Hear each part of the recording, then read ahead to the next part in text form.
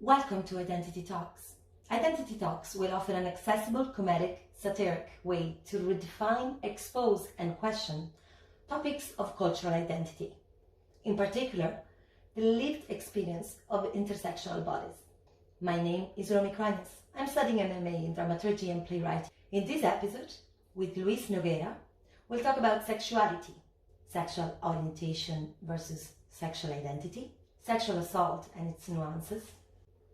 Today, connecting with others in a deep, meaningful way outside of immediate circles is harder than it used to be, making it important to talk openly about our identities and ways of perceiving and engaging with society.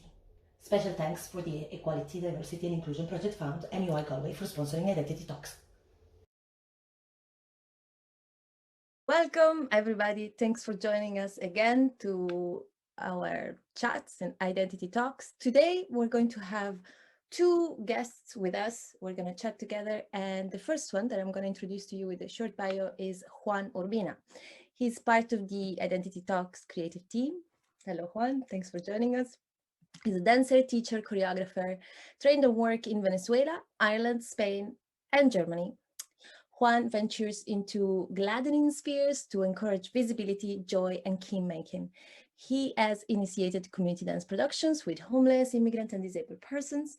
He researches dance as a medium for social justice. Thanks for joining us today, Juan.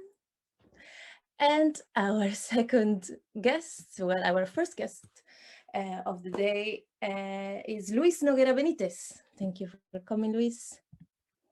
Hello. He is a Venezuelan journalist and entrepreneur based in Dublin. In Venezuela, Luis worked in different media agencies as a reporter, producer, and as a news anchor. At the same time, Luis built his acting career with Lali Armengol Argeremi and the University Theatre Group, being the first step in the creation of his own company called Biteatro. In Dublin, he works with Biteatro, creating plays in Spanish for a multicultural audience. Until now, they have created 4 plays and more than 10 short performances. In 2016, Ireland approved marriage equality in the referendum that changed the history of the country. That time, Luis met Kieran Ryan, and they married later that year. Together, they created pshirts.ie, an online shop that collects the love of vintage clothing. Currently, Luis works for social media and also divides his time between his personal projects and acting career. Whew. And that was it. That was the reading part of Aidentiti Toks. Please unmute yourself and join me, because today we are going to talk about sexuality.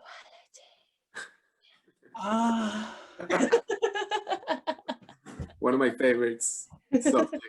Thank you so much for the introduction, Romi. Hi, Juan. Hi, Romi. Thank you so much for the invitation also. And for the series of interviews. I think it's really good. I think it's a very great opportunity for you guys to be doing this type of things. It connects us.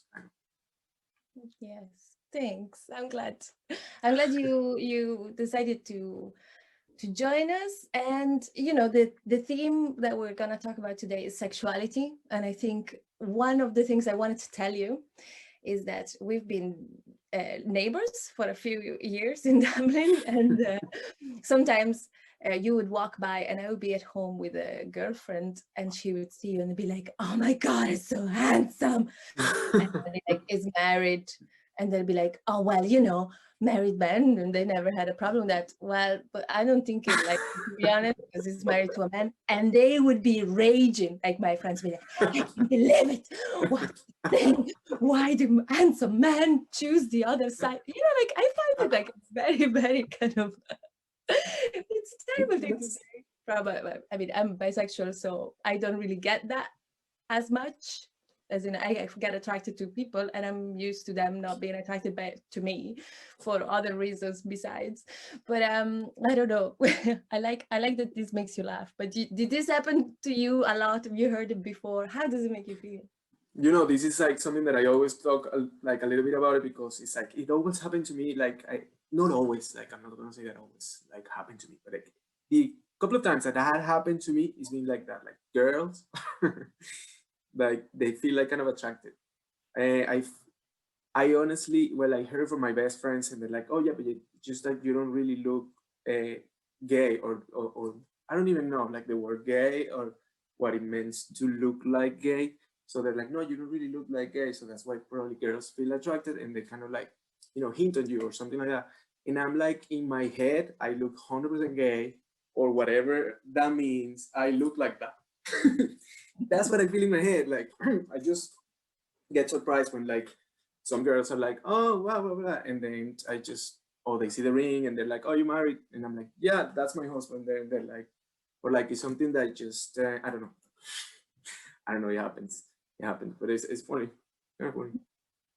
I don't know if it happened to you too. People assume I'm straight, and sometimes it's like, I mean, I get it because I was brought up in it. This is actually another chat that we had, and there was this sentence coming out that I'm gonna say again, like I was full of prejudice, and I think like we were brought up like that there is a type of gay person that looks in a certain way, move the hands in a certain way, and dresses pink or whatever. But I feel like at a certain point, when you have a development with your own sexuality, with your own likes, dislikes, understanding of, which is a little bit less dichotomy, like right, wrong, black, white, this and that. When you start seeing the colors, I feel like it's almost a little bit offensive to say, well, what my friends say, and they're my friends, but I would look at them, you laugh, but I would look at them like, how dare you say something like this of that man, like, what's a gay supposed to look like, and then I don't want to go to the righteous bit, but I guess it's good that you laugh about it. Yeah. I wonder if there is something more there, though. Yeah. I feel like also like it depends on the person. Like if you I don't know, meet these people, I don't know, of certain age that is not familiarized to gay people, and then they found out that you're gay and they have this reaction. I mean, I wouldn't blame it 100% right now because we all know what's the whole story about it. But if you see a young person that gets offended, like a young person, I mean, in age is like less than, I don't want to say any age. Oh my God. I don't want to say, a young person. a person that feels themselves like a young mind and body person. I don't even know how to say it, but that gets offended or that gets very confused about some other people's sexuality. I think like now in 2021, it's too much. I mean, there's so much information around. There's so many people around to see. Not talking about the moments of the pandemic that you cannot really connect with or like have the connection with some other people, but at the same time, you have all the information that is out there where shows there so many different people that looks in a different way and they have different thoughts and preferences and sexual identities and all these type of things. So it's like a modernization, but at the same time, it's something that it needs to happen. It's happening, but it needs to happen a little bit more. Like, my neighbors, they're like over 80 years old, and they pass by the gay flag that is in our window, and they're like, wait, they say hi, they just wouldn't get offended by it. You know what I mean? So it's like, it's hard. I don't know what you guys think. But aren't they a little bit as well like, oh, I love the rainbow. Like, those two chaps, they're such great friends, and they love them colors and colorful stuff. I don't know, I'm sorry. I hope this little, I used to be a neighbor too, so I could be one of them. I could be one of these people talking like this, like up to what point maybe there is an awareness as well of this symbology of a rainbow flag when up to, I don't know, up to a certain point, etc. But I guess what my next question goes to is like sexual orientation versus sexual identity. When, if ever, if you're still not kind of like trying to figure it out, when do you figure that out? No, listen, like my story is a little bit tumultuous, like it's a drama story. Why? I'm gonna make it short and concise. It's like a little drama story. I never came out of the closet. I never told my family that I was gay, and I never told a group of friends that I was gay. So I had a relationship for 5 years, and I wouldn't tell my family or my friends that I was in that relationship. So it was a lie for them and for these people. So I had two lives here separately, plus the other life that I have with the relationship. That was because I was afraid. That was because I was scared. And I wouldn't say that I was a coward, but like sometimes I would be a little bit of a coward when I had the opportunity to talk about it and I never did. With this, I'm not saying that you need to say it straight away or like you need to take your time to come out of the closet and express your feeling. I am 100% like sure of that, but at the same time, you need to have some strength. So I struggle a lot with that. You know, I knew I was gay since I was like, well, I knew I liked to wear feminine clothes since I was like 7 years old, and I will wear it and I will feel I wouldn't know how to say, like, I would feel cool, like it was like a nice game. All the kids were playing some other stuff, and I would play that. I would play to dress up on my own in my room, like hiding from my parents. So that's kind of like some sort of like sexual identity that I was developing when I was younger. I wasn't aware. It was something that was just happening. And then it kept happening. And then I understood that it was more some sort of like a fetish. You get me? So, but I understood that now, like maybe 5 to 6 years ago.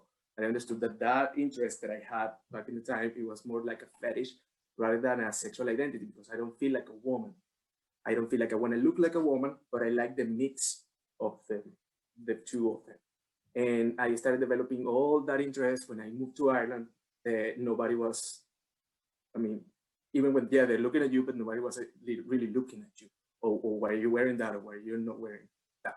So I felt more like confident to do it, and I started exploring with these type of things. So I would definitely see or say that my identity came out like even more realized when I arrived in Ireland and I started seeing different people, or start having the opportunity to wear whatever I wanted to wear and express something with that, which is something that I deeply consider and feel like whatever you wear is part of your identity, is part of like something that you want to say or express.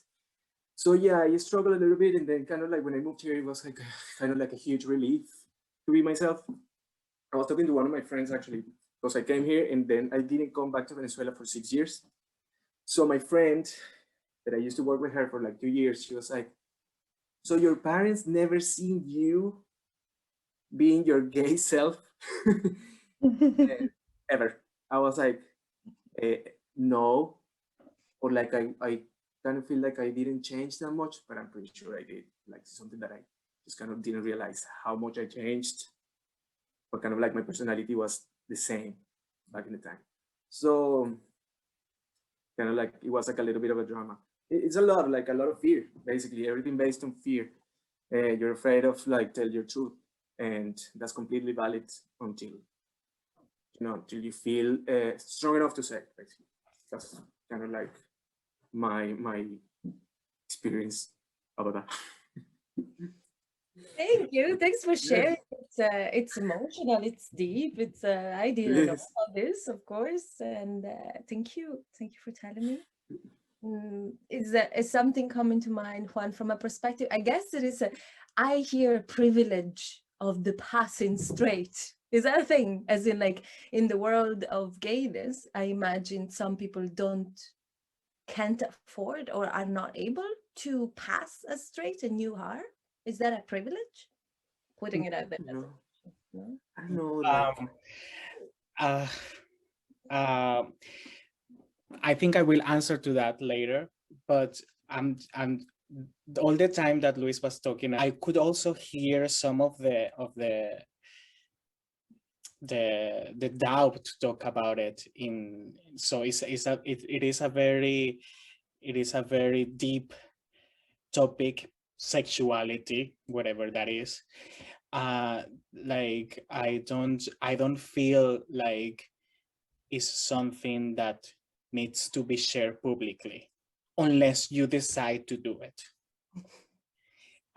So it is, and I don't think also families should know what your sexuality is, like, because like the word gay doesn't really define my sexuality. It's not enough for me. It's too narrow.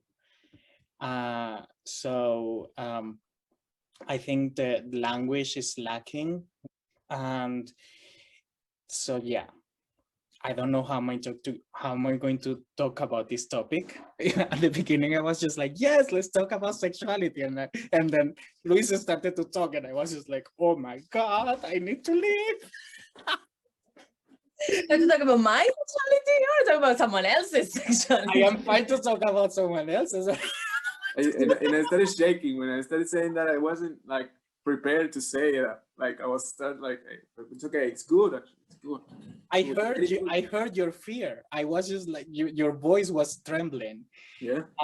And I was like, yeah, this is, I can totally relate to that. And maybe I'm a drag queen that hasn't gone out of the closet, but I'm also not, I'm also not rushing those things, because I think that there is a process, and the process is gonna take me there when I'm ready. As a female little kid, at 6, I had short little curly hair, and everybody thought I was a boy, and I would dress with my tracksuits, and I had the time of my life for a good time. Between 6 and 10, I could be just me, and me was basically full of mud, messy, very masculine kid, unless it's Sunday. And on a Sunday, I'll have to put on the dress and put on the thing and be like, okay, but I am playing little good girl going to Sunday church for 1 hour, and then get out of this thing and put me back into my tracksuit. And in a way, there is a freedom there. You weren't allowed to have that 1 hour with your dress, or to have, you know what I mean? No. Exactly. It comes, I don't know if it comes from the macho culture, the Latin American culture. I don't know where it comes from. I hope it stops right now. It has to stop. It's just an item of clothing. It was made for men and women because the shop needs to sell these clothes. They need to, like, people has to identify, like, you need to feel identified with the clothes so you buy it. But it's not for men and women. It's just a piece of fabric that you can put on yourself, and it doesn't mean anything. That's something that I'm not gonna stop saying. That is something that I am. I'm not fighting for it, but like I keep saying it to people, like, it has to. This idea has to be in their mind and be like free to it. My friend has 2 girls, and one of them has a really good friend that is a boy. And when they play together, they dress up as princesses, because one of the girls' favorite game is to dress up as princesses, and she has all the costumes.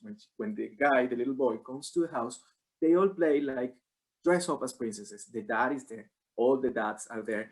And one time, the boy came out of the room dressed up as a princess, and the other girl was too, and the other little girls were. And she was like, look at Brian. I don't remember the name of the little boy. He's like Elsa. And everybody was like, oh my God, you look so good. Like, this is what we need. The support, the understanding that there's nothing wrong with wearing that. You know what I mean? So it's wrong to look like a woman. Is that what you're saying? Yeah. So, yeah, you know what I mean? Yeah. So it's hard. absolutely. And it reminds me of what is happening a lot on kids' clothing, and how still today there is a lot of pink, and then on the boys' clothing you'll get something like adventurer and cool dude and things like this, and on the girls' clothes you will only get pink, princess, pretty, gorgeous, and it's like that is your only value as well. So it goes. Apologies. Sorry, I thought it was.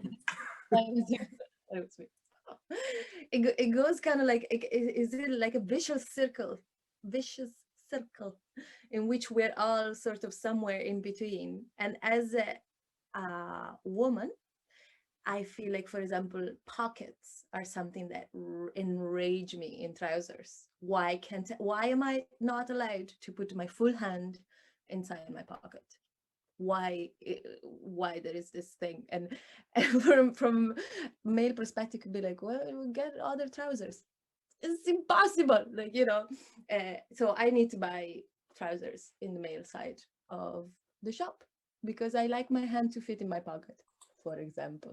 That's another thing where like destroying sexuality and these constructs from the clothing. I think it's a very interesting place to start because it's everywhere and it's also there. Yeah. I love the way that you, or the fact, I don't know if Juan was saying something, but it's just the fact that you feel when like when you see the girls' clothing, you find that pink and princesses and boring, and all the boys' clothes is all fight and adventures and superheroes. Because for me, it's like so boring. The boys' clothes. Like I found men clothing extremely like I have no idea. Like yeah, it's good. Like it's amazing. Very well fitted and very like plain. That's how I found it, like male clothes. And then you go to the ladies and you have tops and crop tops. And you have like this and that, and jackets and short jackets and another jacket and a skirt and shorts and for men, cargo pants, khakis, Yeah. the polo neck, and like no. So you see, Yeah, just... every time that I go to a shop and I see the female clothing, I just when I compare it to the male clothing, I just see why is the male clothes, what are the male clothes are so boring. This is all I see, and or so kind of limited. It just feels very limited, and but also the colors limit to blue, black, brown, gray, and white.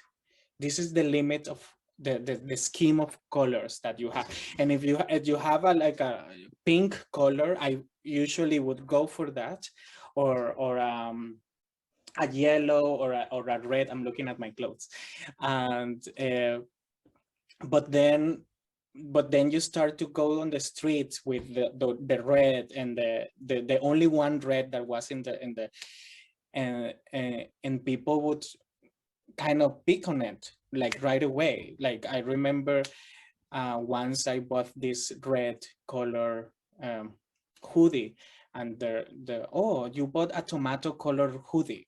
And I'm like, well, why is that a topic of conversation? Like, why is it important? It was just the color, because I do not like to go out in female clothing. So it's just the color. Once you use a color that kind of stands out from the rest, it somehow makes people uncomfortable in some way. And so that kind of annoys me, but also makes me feel like, or I should wear more black. And then, but also, yeah, I lately, also because of sexuality and because I have been attending to BDSM parties. Oops. Hello, we're talking about sexuality. You can say You can Yeah, I send can me. say it You can now. send me the Yeah. link. Please, me too. Oh, I can send you the link. Yeah. Actually, I was searching and there is none in Ireland. Is Not in Ireland. Yeah, like there is this platform that kind of has like this type of parties all over Europe and maybe the world, and in Ireland there is not. I remember when I looked there was none, but maybe it was because the day I looked. So yeah, that was why. Oh, because of clothing. So I went to this BDSM party where everybody was wearing black, and I was wearing white and wine color. My trousers were wine, and my my shirt was white, and everybody was wearing black, and I was so turned on by it. I don't know why. It was sexy. I find it really sexy now. I didn't know that I liked that. So I'm trying to kind of merge from color to black. As you can see it now, actually I'm wearing, the only white are the letters today. But yeah, it's just this idea of being fluid, of being like, someday you like a lot of colors, and someday because of whatever reason you decide, oh, I actually like more black and white.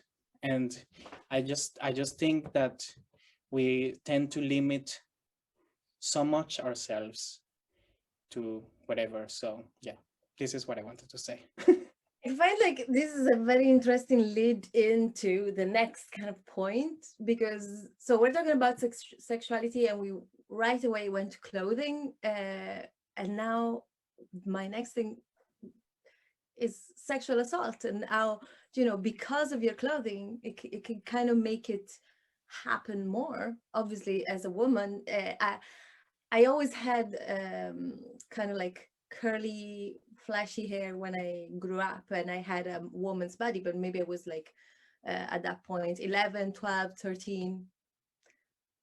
We lost the video for a second. You're back. Good. And I remember my sister telling me, wear the hoodie.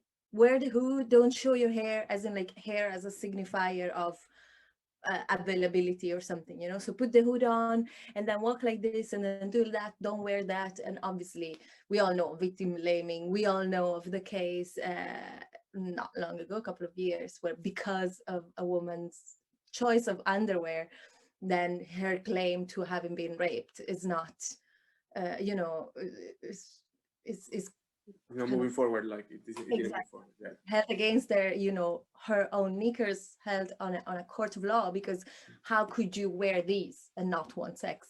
Yeah. Hello, I could walk naked in the street because I'm a mentler and I don't want sex from anyone. I'm just, you know.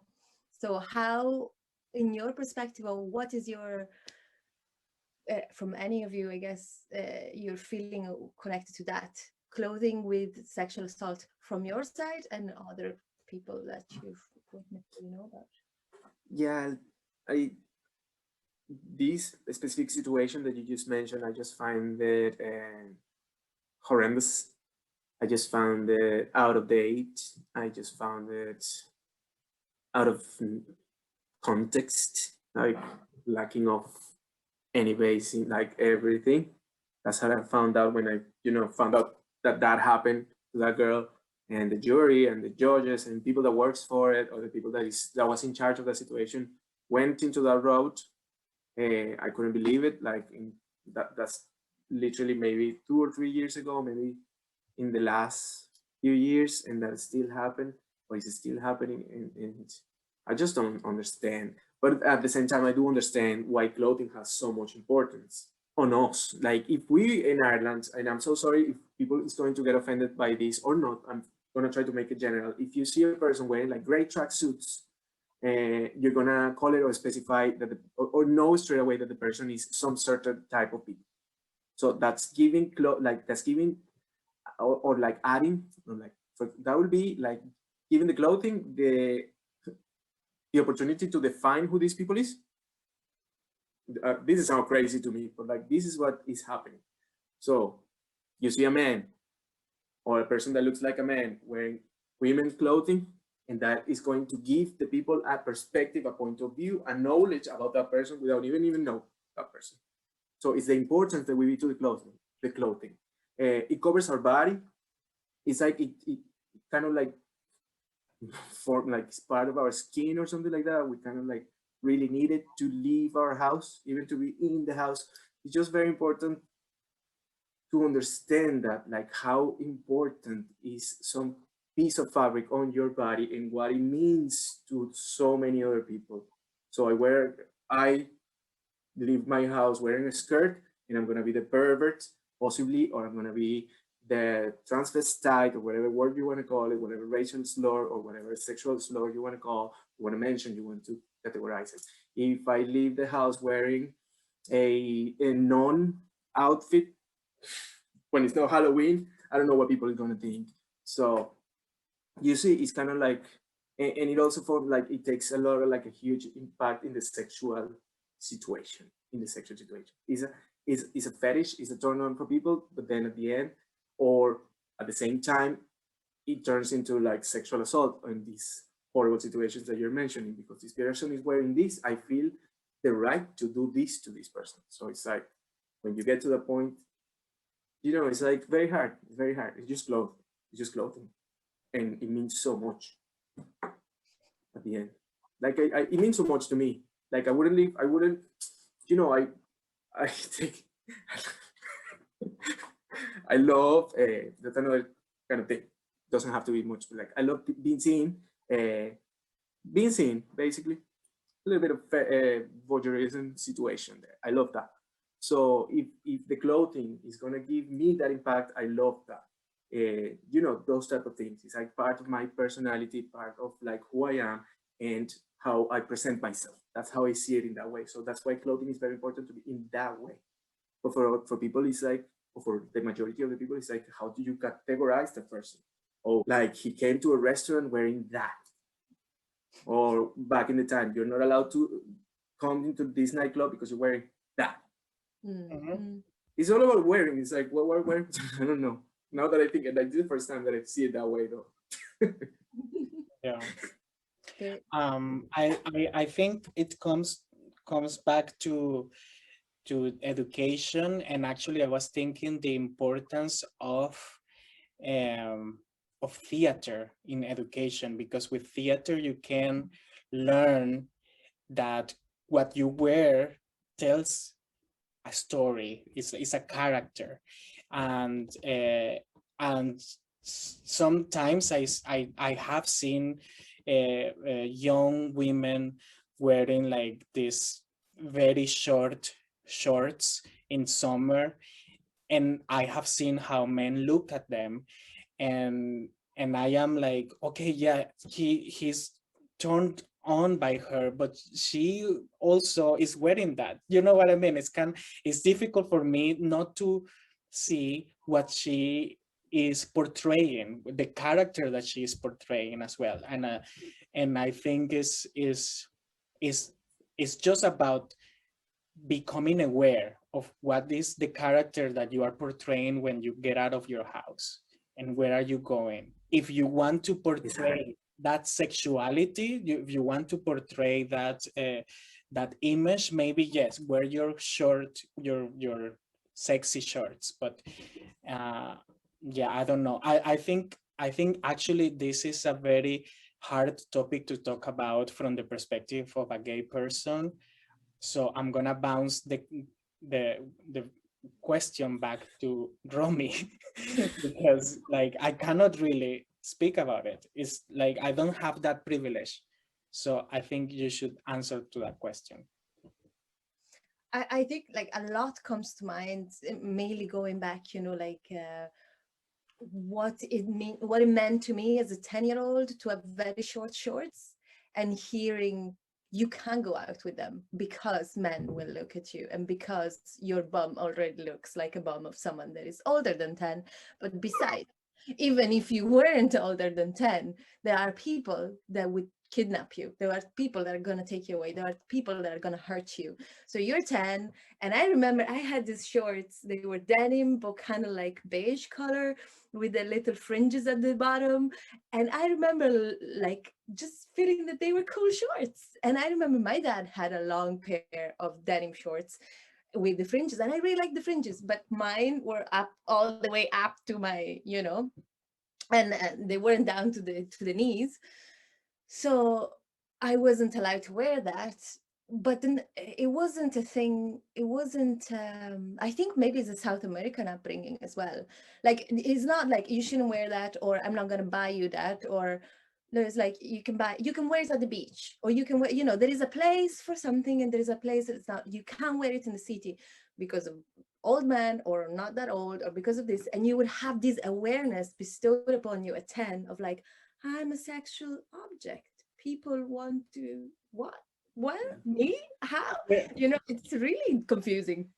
I think it's okay to be a sexual object. It's just about becoming aware that you can be that, even at a young age. It's okay to become aware, because yeah, we are not precisely in a safe world. So why wouldn't children become aware of that? Very true. And I feel like it's important to, at the same time that I feel like it was a little bit traumatizing in some shape or form to not be allowed, but also it had a difference because I wasn't allowed because of my size as well as my age. as in like someone else the same age as me of a different size didn't look as a woman as much, so they were allowed, you know. But it was the fact that I was taller and I was bigger and I had different amounts of meat on my bones, that was made very, very, you know, conscious of me so young that it was a little bit traumatizing. So I wonder, what is the balance? And now, you know, my childhood is gone, I can't do that to myself in some shape or form anymore. But what is the balance in which, yeah, we are aware that this happens, but at the same time that it's very clear that it's not your fault if there is people around that want to jump you at 10, you know. But in that case, that teaching, that's what made me believe that it was something wrong with me, not with the people that are perving over 10-year-olds. Imagine that, like, you and the, like, when you were 10-year-olds, you thought it was something wrong with you because some people can see you wearing shorts and they get turned on, so they're going to kidnap you and rape. But you're wrong. This wouldn't make sense to me today, yesterday, or in 10 years. Like, that's probably a disease. I'm not sure. Like, that's probably like when it is actually pedophilia. When you turn on, if you're an adult and you're turned on by a 10-year-old or like a person under 16 years old, you turn into a pedophilic. Sorry. So it's kind of like that. So yeah, as a parent, I'm going to look after my kids and I'm not going to let them go through any of those situations. And I understand. So that's why she's not allowed to wear shorts, because she looks sexy. Me as a parent, under my knowledge, see those shorts and know that it looks sexy on my daughter. It's a hard topic. It's a very, very hard topic. It's just, I'm not a father, I'm not a parent. I wouldn't know how to face the situation. I'll be like, yeah, well, wherever you want, like, make sure it's according. Like, it's kind of like according to the occasion. If you want to stand out, you can stand out, but like for the right reasons, because it's like nice outfit that you're wearing, not because you're showing half of your ass. But if you want to show half of your ass, think about it. You know, kind of like as a parent, that's kind of like the approach that I'll take, or I'll think. But at the same time, like, I wouldn't criticize your parents for not letting you wear that, because it depends on the time, the moment, the situation. Maybe there was a raping outrage. I don't even know how to call it, like a raping outbreak back in the city where you grew up, and they were like, they knew back in my city, they were like kidnap. It's like a kidnap city, like kidnap everyone for money, for whatever, for their car. It's like, it was a kidnap moment. So my parents were freaking out to me for that. Maybe your parents, you know, it's very hard to criticize the parents for the things that they teach you, because it was their moment, it was their reality, it was their present, and you weren't aware. It's hard. Absolutely. Like, sometimes it's wrong, but like, you weren't like fully aware of all that information that you were getting was like their reality, basically. So it's hard. It's a very hard topic. Interesting too. When you say that, for example, when Juan was saying that if you're in a park and then this girl wearing shorts, she stand up and all the men are looking at her. Yeah, all the men might look at her, but like, a lot of women are going to look at her as well, and evaluating and criticizing, or maybe liking, or maybe disliking, and make this kind of like, you know, vibes. But between women, we know how they go, and it's not, you know, it's something normal. Like, we're trained for that from day one. Like, you would be on the bus and you would be with your mom and your sister and thinking like, Mom, why is that man bald? And like, you don't ask why is the man bald, but look at that girl with that skirt and look at what she's wearing. Look at her. Like, you don't wear that. And you know, like, you'd be a tiny kid like, why does he wear a hat? Doesn't matter. Look at this. And you know, and you're trained to, like, on a daily basis. And I remember being one of those people in the first years in Ireland, seeing in the cold women with very short skirts, high heels or sandals, and thinking like, first of all, aren't they freezing? And then be like, oh, well, for sure there's a lot of fuel through their veins that keeps them warm, whatever. But then I really catching myself in the thought pattern of judging people for being vulnerable in the street, looking very underdressed for the weather and a lot of skin outside, but also looking a little bit tipsy and a little bit vulnerable, and not thinking, Jesus, I have to protect them. Is any perv around? No, but thinking, oh, what's she looking for now? I should be careful, you know, having that as a kind of chip in your brain and trying today still, I guess, in some way, you know, like you catch yourself thinking and like, why are you thinking that? That's not what you need to think. What do you need to think? When you see That is a horrible when fashion choice. That is, we're in the middle of the winter and you're wearing a short dress with no jacket. That's bad choice. That's not because she wants to be a whore, or she wants to be a prostitute, or she wants to be raped. No, that's a bad, horrible choice that she had 2 drinks before going out, and she's like, I'll wear that. Like, you know, you shouldn't be wearing, oh, she only wants to get, no. Like, Choices. Choices, kind of. all I'm thinking today is the neck is gonna be sore tomorrow. Our poor Petal, isn't it? She's gonna get a cough. Oh my god! I want to give her some tea. That's what I'm thinking today. It took a process. It happens as well with high heels. Like people don't really, some people know how to use them, how to wear them. They really feel comfortable on them, and some people don't. And so don't wear them. Don't wear them. And when they ever learn if they don't wear them, why wear them and be happy? But be basically, well, as well, yeah. But what are you supposed to think when the weather is not a parameter? Good question. Like, for example, in the Latin countries, like in Venezuela, people wear summer clothing 24/7, 365 days a year. So what would you think? I don't know. It's hard. Very hard. It's very hard. I realize that usually when I look at someone, I often think, I'm often confused. Do I want to be them or do you want to be with them?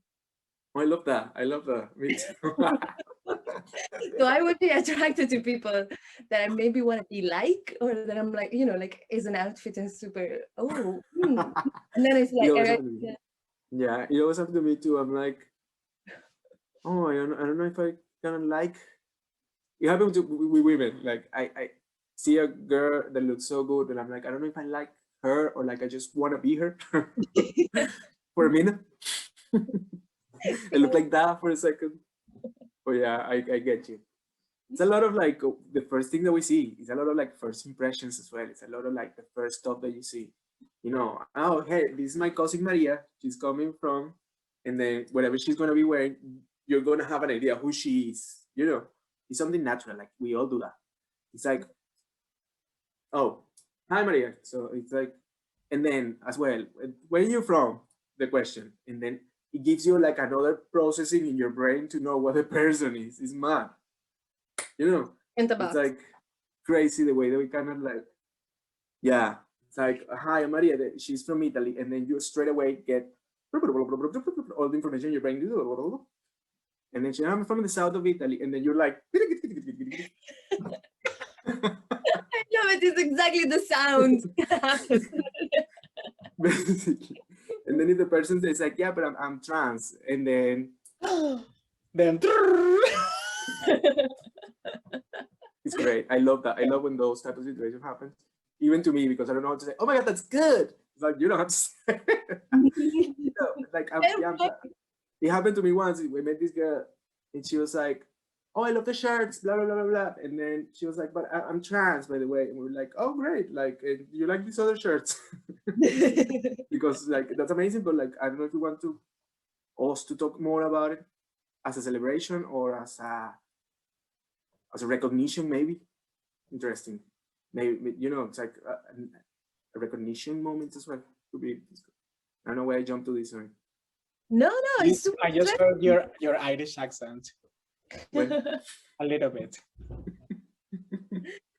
We were talking with Juan before coming up with the Aidentiti Toks. We were actually talking about a lot of these topics, and one of them was the trans community and how, as a queer person that kind of is still discovering and accepting their own sexuality, the trans community feels sometimes, you know, like that, like, what am I meant to do? You know, I support you, but am I supporting you too much? Am I celebrating this too much? What am I, you know? And there is a lot of kind of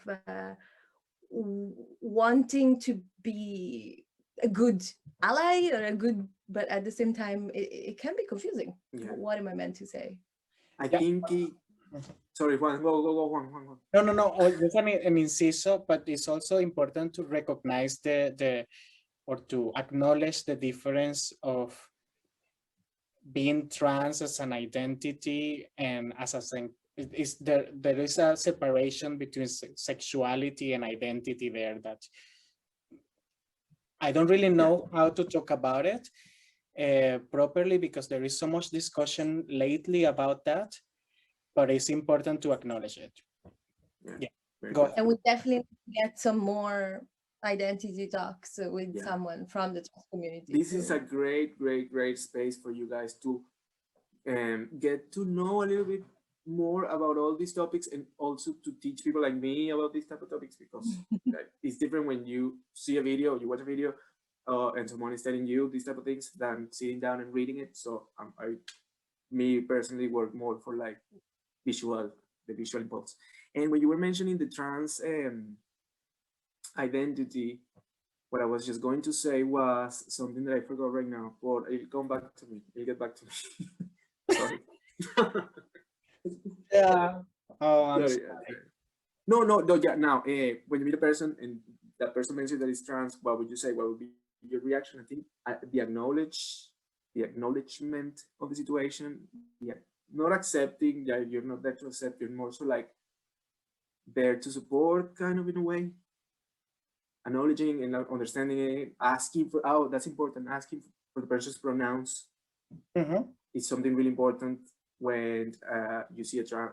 I actually read something about when a person is being attacked on the street. If you are a witness of a person being attacked on the street by their race, by their sexual identity, by their gender, or any of those type of things, their ethnicity, how would you support? Like, if you're like, how would you be able to stop the abuse?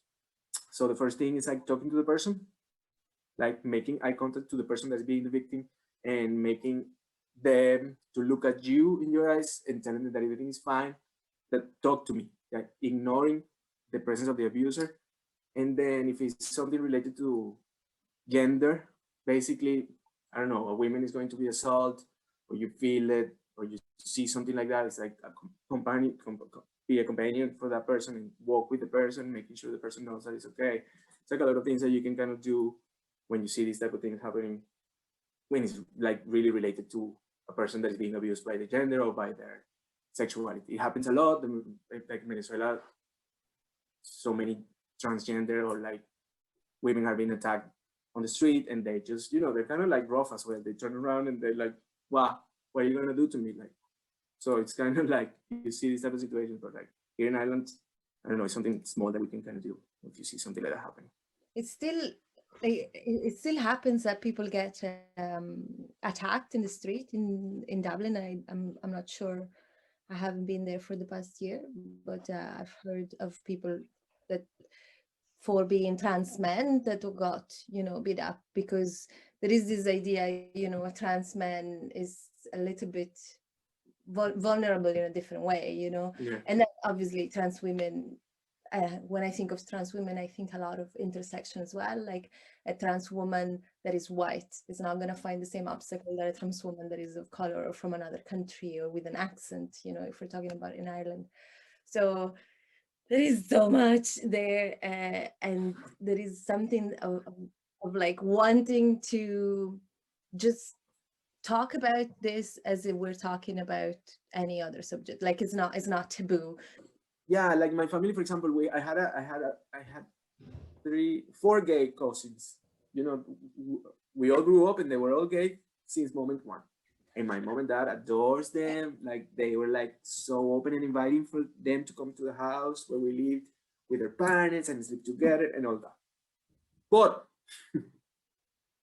if I had a hint of being gay or being too feminine, or one time I brought a guy and he was like throwing my hand or something like that, and my sister saw that, it was a disaster. That was the end of the world. So I don't know why I mentioned this, but it's kind of like something that it's like, you don't want them there. You know what I mean? You're okay seeing it there, over there, but not in you, or something that's going to affect you. I don't know, it's very hard. My parents will make jokes of them after being so inviting and so open, and they come to the house for the weekend. When they leave, they'll be like, oh my God, they're so gay, aren't they? There you go. Maricón, Black humor. putazo, marica, mariquita, and Exactly. then all of the With words. all that. without being like without caring at all. So it's like, yeah, a little bit of black humor we have, but like I know that one with the raping and situation is very Argentinian. Que te viola tu tío, que no sé qué, este tipo de cosas. You see? You see, it's terrible. It's bad. But yeah, hey, who knows? Okay, sorry for my bad humor. But before the time goes off, we have one more point to talk about, which is non-monogamy. And I want to know you if there is anything that you can share with us about your experiences or knowledge or understanding of non-monogamy. I'm confused of this thing of like, so it's monogamy because we're together forever, married, but we share together, so it's not open, but we share together. Open, yeah, that's how I think it's like we're not going anywhere. Like we don't want to open the relationship 100%, or maybe that happening could happen. And I think this is kind of like a little step for it. I'm really jealous. He's really jealous in general. Like not really jealous, but like jealous enough to be here in the house thinking that the other one is having sex out there. You know, the other one that stays here. We both the same. Like we both connect in the same kind of points because we don't have the same personality or like a similar personality in that point of view of okay, yeah, we can open the relationship, but like the idea of me staying here or going to your house, or well, you go out with and have your, you know, go on a date, and I'll go to Romi and then stay with her, just have a chat, you know, my friend, whatever. That idea doesn't really makes too much sense to me. I will be thinking about it. I'll be thinking that I want to watch. I'll be thinking that oh my god, I could have been looking at it because it's something that turns me on. So yeah, I mean, basically that. It's interesting. It turns you on, but you're jealous. But if you're there, it's fine. There you go. But I said it. Oh my god, I just said it. This is becoming a therapy session more than I love it. We figured things out together. No, it's funny because I mentioned it to a friend and she was like, I mentioned it to my friend and she was like, no, I think that's wrong. What? Are you crazy? Because it's like I feel kind of jealous, but it turns me on a little. And the friend, what does she think is wrong? She thinks it's wrong because she doesn't really share the same idea. Basically, I don't know what she thinks is wrong. I think jealousy is also is a feeling. So it's about acknowledging that feeling and sharing it with your partner. I don't have a partner, so I don't really know how difficult it would be. I know I'm a very jealous person. Probably that's why I don't have a partner. Because I am very jealous.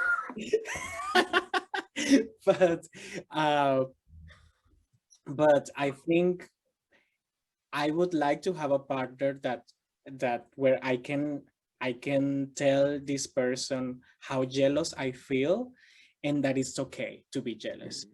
And that doesn't mean that that person cannot be free and do whatever that person wants to do. And this is how I think about it. I get you. And it's very that. Like we got married and he was 24 and I knew like how young he was. So I didn't want to be that person that is putting so many rules on the marriage just because I'm jealous and now you're mine and I own you. Like I just can't deal with that. It's like no one is owned by no one. We're free to be here. We're free to not be here, and we're free to be jealous if you're jealous. Like when I am basically, I go to the worst. Okay, I'm jealous right now of him talking to that guy. But what can happen? Yeah, he's gonna give him the number, and then they're gonna see each other next Tuesday, and they're gonna have sex, and that's the end of the world. That's what I said to myself. Is that the end of the world? No, like you stop being jealous for that. But I can't. What? I can't, but I can't. I kept being jealous for it. But it's just like going through the last thing, because the last thing or the worst thing to happen is like the person that you love is having sex with another person. So how do you deal with that as a human? You know what I mean? Is it the end of the world? Like there's horrible things. Your family could die, your house could explode, your husband or your partner could be like cheating on you. Okay, so what else? It's like there's so many other horrible things than that, or give that importance that this is the last thing you want him having sex with another person. instead of thinking maybe he really wants to have sex with a person and that's what makes him happy. You know what I mean? He probably gonna be super happier doing this and having that experience in his life. Who am I to say no to that? His husband, yeah, his husband, the person that supports, not the one that puts the. No. Even when sometimes I am, this is my point of view. Like, honestly, I just don't want to take it like, or put it like the way that it's supposed to be, because it's my point, simple point of view about it. That's kind of, that's kind of how we see the monogamy situation. It's like, we're lovely and shareable together, and maybe independently or separately at some point in the future, it will happen. It happened to my friends. My friend did together for 5 years, and then they started opening together. It didn't work because they have different interests. Basically, they like this guy, they like the other one like this type of guy. Together, they won't like the same type of guy. So, are you okay opening? And they were like, went to low. They went to low fights, arguments, and these type of things because they had to get to the point of, I am okay with you going on a date while I stay here at home, and then you're probably gonna come back and sleep right beside me when you after having sex with another person. Is that? It's basically in the low end, like it all narrows down to sex. Yeah, at least. The word, right? It all narrows down to sex. I am really interested by your view and how you see it. My view is a little bit more polyamorous on the background, but even in that, poly is what you make of it. So you could view whatever your agreement is in a poly kind of frame of mind, and still say that's how we do it. But I love this fact that it's kind of like feels it's all boiling down to sex, and what about the sex and the sex you have and the sex. I am polyamorous and I am jealous of a motorbike. I am jealous of time spent trying to make the motorbike go and fixing there and fixing there and all these hours when I feel neglected. Because my issue is not about sexual contact. I don't know. I don't mind if my partner is actually doing things with his private and the motorbike. I know your partner. I know Connor, and Connor is like a person. Maybe. Well, I know this person, and this person is probably the person that is least interested in opening and going to other women, which is weird. Yeah, but you know that he's the kind of person that doesn't need to, because women knock at his door and say, hello, can I sleep over? As in, like, he's totally, and I'm lucky in the way, he's not a flirt. He's not a person that goes off and finds and needs. It doesn't mean that doesn't happen. It happens. And I am the one that is kind of like always on the hunt or interested or going out and doing things, and maybe can find anyone else to connect while he is at home fixing his bike and someone knocks at the door and saying hello. But I am more jealous of the bike than the person knocking at the door. I'm actually interested in the person knocking at the door. Like Luis was saying, can I meet them? That sounds fun. As in, like, jealousy can be for time, for things, for neglect, for lack of communications that go beyond, for me, the sexual or non-sexual connection with someone.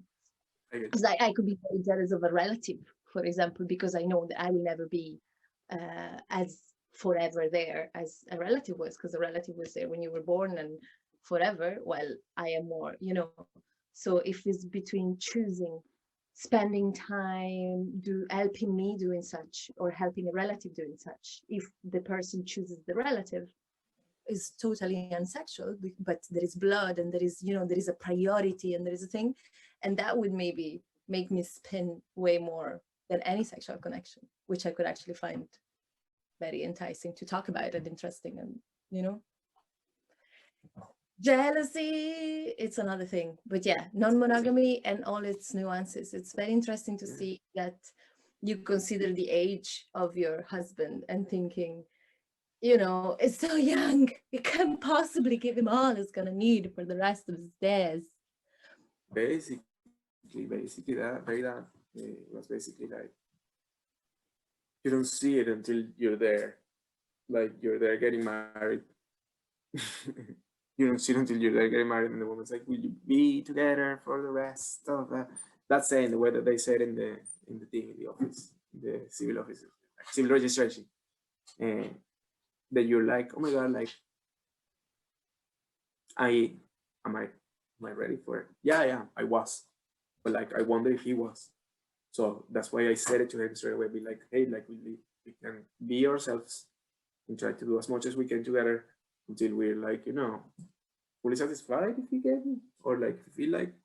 And nowadays we open the thing, we have a like a no, yeah, like grinder account for the both of us, and we open it. And honestly, it doesn't happen. It doesn't really happen. So from the idea, that's something really important. That everybody that could be watching this and doesn't have the opportunity to talk about it with the parents, sorry, with their partner, about opening up an account to find the person to have sex with together.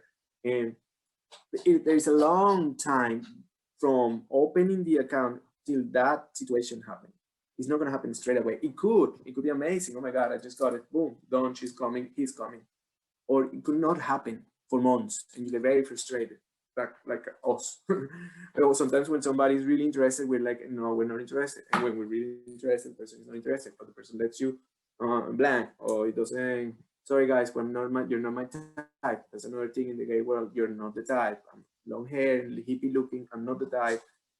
Sorry, but I'm not. And it took me a little time to understand that, because I was like, shouldn't be like that. But how should it be?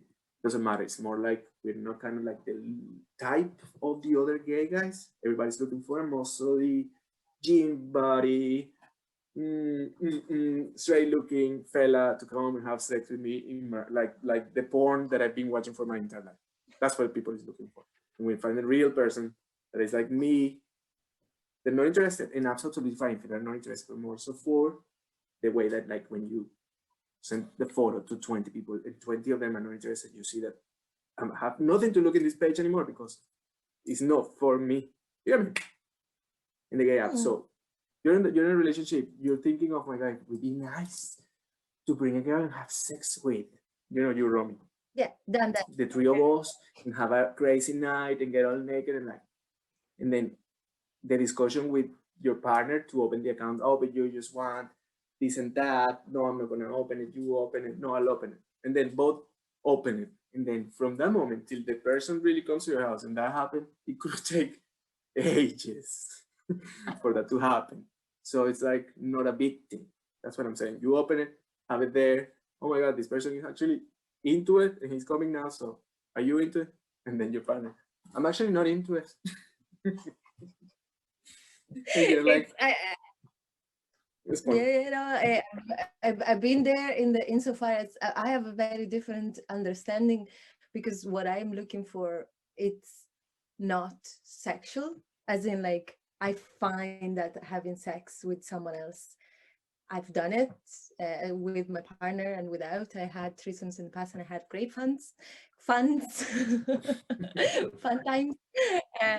But I feel like, with your age and with, perspective, you start getting like a different type of connection that I want. And I am not monoromantic. I'm polyromantic. Like I want to fall in love with more people. And my partner doesn't understand that as much.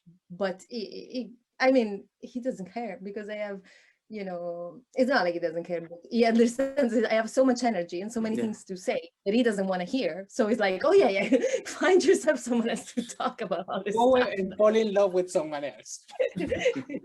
As soon as, then bring them over, make me dinner together. I don't mind. I think it's like, I honestly respected, and I read an article of a girl that I met before, and she was like, I didn't know she was polyamorous, and she's like on GCN magazine talking about it. And I find it like a lot of work. Oh my God. Having to have emotional connection with two or more people, for me, like, it's like mentally draining. I wouldn't be doing this. Yeah. You know what's my dream? Actually, not one of my dreams, but like my dream relationship would be a throuple. you go. That's my dream relationship. But I would love to just marry two people, and those two people don't like. I just know that one of those people needs to be a man. The other person could be a woman or a man. It doesn't matter. But I would really enjoy that. And I've been like in this Facebook group that is about people like that, and I quite enjoy it. But they are not around. That's also quite interesting to me that they, even though Europe is a quite open-minded part of the world, they don't really they are not they keep it very private, I think, and I don't know where to find them really. How do you start dating a couple? They have to be into it, basically. In my experience, Would you I be- find But years. I saw an example of a guy who had a husband and a boyfriend, but the boyfriend and the husband, they were not related. They didn't have anything with each other. Just this with this and this with this. Oh, I This love is very egocentric. Ego a lot. No, I'm only joking. It's a joke. Yeah, no, it could be. It's called a V. It's called a V triad. So you can have a throuple in which the three people are like 1, 2, 3, and they're all together, or you can have a V in which one person connects the two people. It's a triad as soon as the two people know of the existence of each other and they are okay, obviously, with the fact there is someone else, but they don't have to have anything just because this person connects them. And I find it very much connected to family as well. Like, you have two parents, you love them in different ways, you love them both. Maybe some things you prefer doing with one parent, some things with the other. I find the number 3 to be a very kind of symbolizing number when it comes to conversations, or when it comes to a lot of settings. When it's 1, 2, it can escalate. If I'm discussing with you, when it's like blah blah blah blah blah, we can really go and destroy a conversation. While if there is someone else, can be a little bit more impartial and be there and be like, okay, I'm having this, well, I also see this, oh, okay. And then that kind of different balance that can come about, that is not just connected to the sexual sphere of having threesome and having fun with that, but also on a more kind of family idea. I get you. It wouldn't be my preference. It wouldn't be something that I would be interested in. Doesn't have to be. I'm very sexual. Like, honestly, I am too sexual, I think. I have a question for Luis. Would you be interested in dating a guy as a, you know, As how? as like would you be interested in dating a guy with your boyfriend, like both? Yeah, like as a couple. But As not a couple, sexual, but about not dating sexual. this person to become part of your relationship. I personally, I will need to ask him how he thinks, but I would personally wouldn't be into it. If it's like, listen, but this is another thing. I would be into if it was like a nice, a nice sexual body, sex body, to be that person, and then after, well, something could happen. But I'm more into the sexual thing. For now, like maybe my age, I'm 34 and I'm very sexual, to be honest. When I was 29 and 30, I wasn't that sexual. I had a moment that I was really even thinking about it. Like, I was single, I didn't have any interest in sex, but now I am feeling like super sexual. So I have a gremlin. You wanna see? You ready? Yeah. Oh, we're going.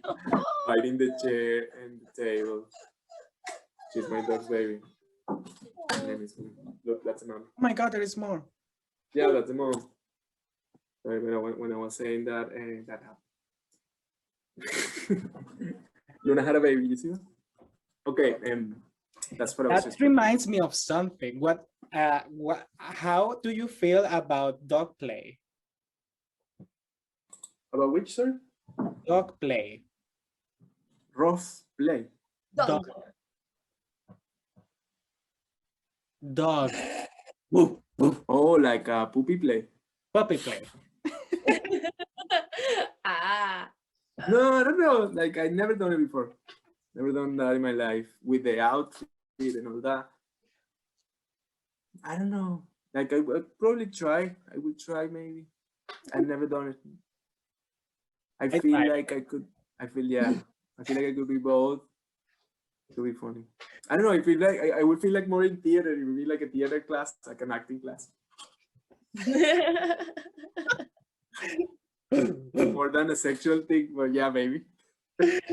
Yeah, It's very much acting. It's very much acting. it's a lot of acting. Yeah. I think. What do you feel about, how do you feel about it, Romy? I discovered recently baby play, and I feel like that is something that is interesting to me, like having mommies and daddies.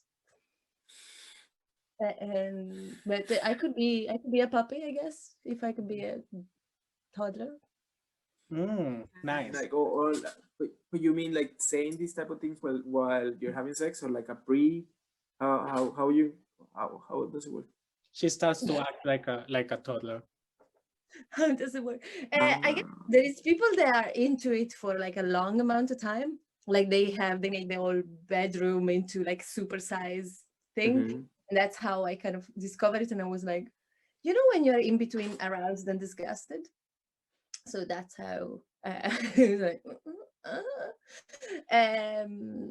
I didn't try, but I guess I feel like there is that place between aroused and disgusted when it comes to my sexuality that is interesting to discover. Like I want to try, but then because part of it, the name of it or what it is, it kind of disgusts you a bit. You feel like you're going to be judged because of it, and then who am I going to share with, and then people, you know, what they're going to think of me, and all of that comes to play. So yeah, I feel for me, if there is a connection with, that's why for me it's very romanticism as so far it's not really, but like the connection, the emotional part. Once there is trust, and once I can really feel like I can express all of the mess that goes into my head to someone, then we can play. But if I play before all that is explained, I'm terrified of kind of like the hangover after playing, of like, oh my god, I'm a terrible person, why do I like this thing, what did I do, what have I done, what am I gonna do next, am I ever gonna be able to enjoy missionary position again now, you know, these questions that come to mind in the kind of post adventure moment. I think it's a lot like maybe a lot of the guilt that we all have in our, you know, guilt, la culpa, the guilt that we all grew up with. Maybe the Virgin Mary, like I don't know, you think like the Virgin Mary is like watching and she'd be like not proud at all. She's not gonna have it. She's not. You know, something like that. It could be something that you feel. So that's why if I do something that is not super nice, I feel like my grandmother is watching. Oh my god, really? Your grandmother's watching. Like when she's dead, but you know, sometimes I feel like it's like a guilty situation. Maybe you feel something like that. And about that, Romy, like it's a fetish. Like you just have to, maybe I think you just have to take it as a fetish, explore about it, see how much you like it, or how deep or can you get there with a fetish, or how would it lead you, or what would it lead you to? I think it's like something that you have to kind of prove, try, and see how it goes. And it's probably not something that I would like. I don't like the word daddy. Ooh. Oh, I love the word daddy. Like it turns me off. Is it daddy gonna spank I me? just no. Wow. Like I would prefer to be called fat ass bitch or something like that than daddy. No. I would prefer papi. Papi, it's okay. But daddy, it's like that. Your dad, and like no. But papi, yes. So it's Papi, yeah. Papi, sexual papi, basically the sexual papi, but not daddy. I see like, oh, daddy, give me, I need. I just don't like that. You know yeah, what I mean? that sounds weird. Yeah, I don't like. I think I just don't really like that much. You know, it's it's hard. Like when you're in a relationship, you kind of like learn how to turn on your partner and they learn how to turn you on. But sometimes when there is like a mismatch between you, when there's something not wrong, it's just like you're not connected 100%. You don't know how to start. For example, it happens to me a lot. Like I don't know how to. Oh my God, should I touch him? Should I grab this? Should I grab him by? I don't know how to start. So and then you start playing with some different stuff, and sometimes he was like, "Oh yeah, daddy." I'm like, No. no. But maybe we say, but papi, yeah, more so because he speaks English, so he said papi sounds like an English person saying papi. Oh, Yeah, to gringo. me. Basically, but yeah, it's interesting if you feel like that. For example, it's like I like wearing female clothing, and I always liked it more like underwear, but I never had the chance, like to have sex with that. It's something that turns me on when I have it on, and I dance a little bit and these type of things. But then I take it off and like fold it, literally fold it and put it back. That's it. I'm fresh out. That's the end of the story. Never happened that I just kind of like had sex with it. I don't know if I kind of like that much now that I think about it. Maybe a little bit, yeah. Hey, who knows? Yeah. Conversation I never wanted to. I was thinking on this idea of the identity of a relationship could be the same as the identity of a person, in the sense that it's fluid and it changes. And this kind of, it came to me when you were talking about, okay, now we only are playing together, we are sharing, we are not separating, doing that. That's maybe something that's going to come in the future. So it's not like the identity of a relationship is not like a fixed thing. It can mold and change and transform and go back. And yeah, I think that's something I was also thinking if you have a question for us. I have a lot of questions. No, yeah, I kind of understand what you're saying. Like it's dynamic. The relationship, like relationships are dynamic for the daily basis, because things change every day, but also because you kind of like could make them change, make them different. It just depends on loads of things. And if I have a question, yeah, what would it be? How are you guys getting on with yourselves in terms of mental health? How are you guys dealing with? Because they're very good, very good. Love that. Love that. It's just for me, it's okay. I'm working and everything, but sometimes I get like a couple of like panic attacks. I get 2 panic attacks. The one of like, oh my god, oh my god, oh my god, I don't know what to do, and that's related to oh my god, oh my god, oh my god, I don't know what I'm going to do in the artistic way. Like, would I sit down and create something, and then I sit down and I have nothing to create, and then I just go back and watch telly, and I'm like, I should be doing something like that. So I deal a lot, like I kind of struggle a lot with that. I'm not working on theater or like creative, like artistic things 24/7. I would do it more like once a week. So it helps a lot when I do it. But if I don't, I feel like bad and like I'm not motivated, and I know a lot of people that like struggle with that, and I just want to know what if you guys feel like that. My friend feels like terribly, like she called it like a creative anxiety, because social media, or the people that you follow on social media is only posting the stuff that they do and amazing things, and she's a photographer, and she follows loads of photographers, and then they're like all this amazing work and photography quarantine and these shootings or this and that, and she's like obsessed because she's not doing anything, and she was like, oh my god, I don't know how to manage that. So it's like a creative anxiety. I don't know if you guys feel something like that. Yeah, I feel like I have kind of like creative workaholism, so it's sort of to avoid what you're saying, I take more and more and more on board, and I'm doing a lot and spreading myself a bit thin sometimes. But at the same time, I realize that I've always done it in some shape or form. And just now, maybe it looks like I'm doing it more because I'm doing nothing else. While before I was doing it but that I would go out and I would unwind, I would dance, I would move.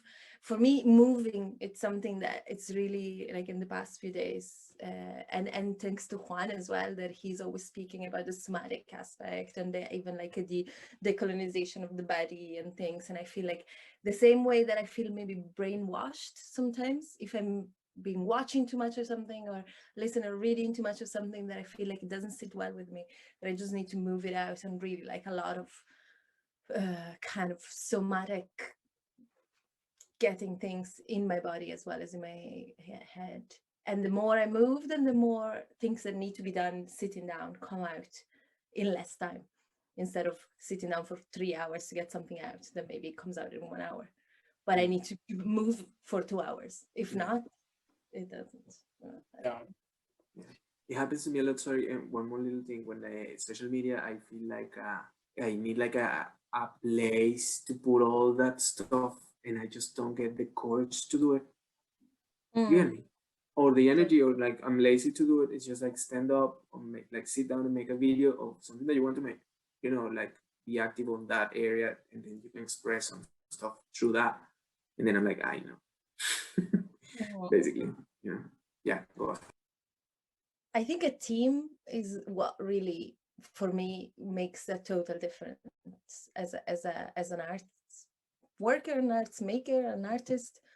We're not islands, and we can be on our own. So I feel like it's important to keep connected, and also have, you know, people that maybe someone else is very admin-y, but he wants to do something a bit more creative and he would love to work with someone like you. So it's about finding these people and really get together and help keeping each other motivated. For me, that's kind of makes the difference.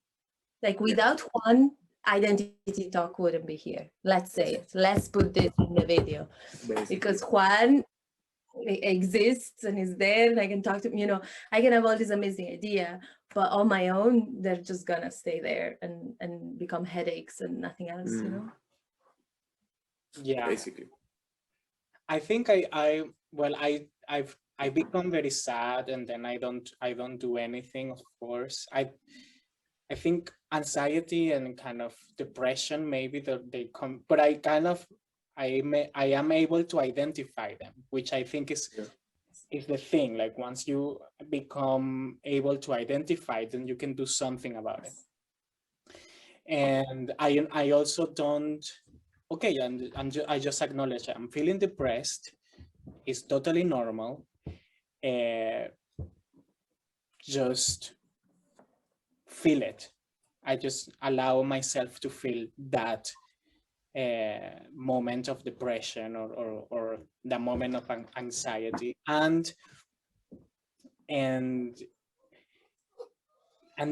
it's gonna come a moment where I think is about also connections to people, what we don't have now because of social distancing. So I've been like going to a friend's place to play cards, and that really gives me the that I need. Just going to play cards with him, and yeah, and things developed from that. I don't try not to be depressed. I just allow it to be there, and then if an idea comes like, oh, maybe I should go to do this with him, and that becomes a routine, because I am a fan of routines or things that repeat. I think it's because maybe dancing is a lot about rhythm, and then there is a boom, boom, boom, boom. So when things repeat, I really like them. So I used actually the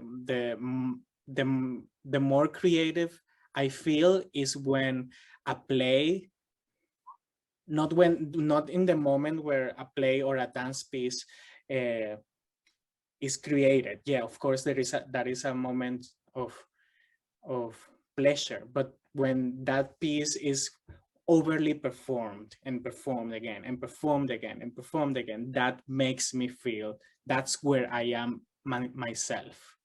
when I played that character so many times that I lost the count of how many times I did it.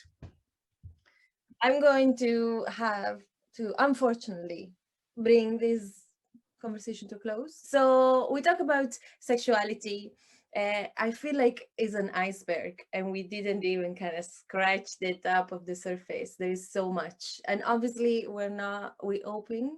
I personally am open that all of the things that we said are not offensive for anyone. They're part of how we understand and speak about sexuality, and there's no judgment for anyone and what they decide to do.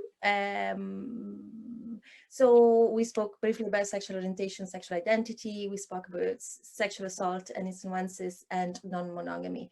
And as I said, very briefly kind of like skimmed only the surface of all these interesting topics.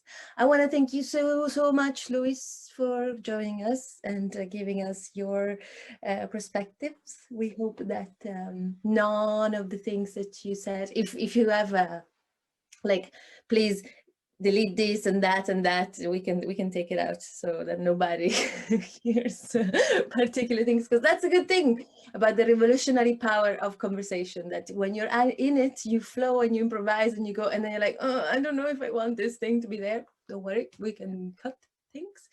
But thank you so much, Juan, for being there. I love the two of you guys being there together for this conversation, because you know, one could say he's Venezuelan and he's Venezuelan and he's gay, but no, but it's not just that, and there is more, and there is so much, you know, like there are different perspectives in that.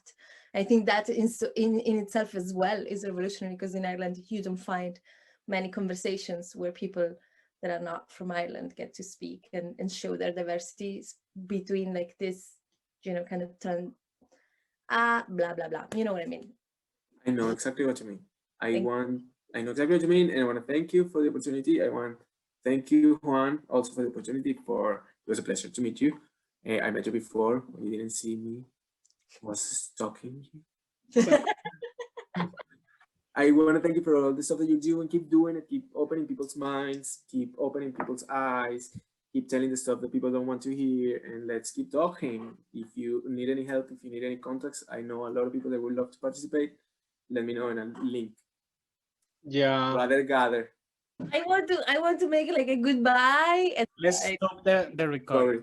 Wait, but ciao, thank you, bye from Aidentiti Toks. Thank you so much.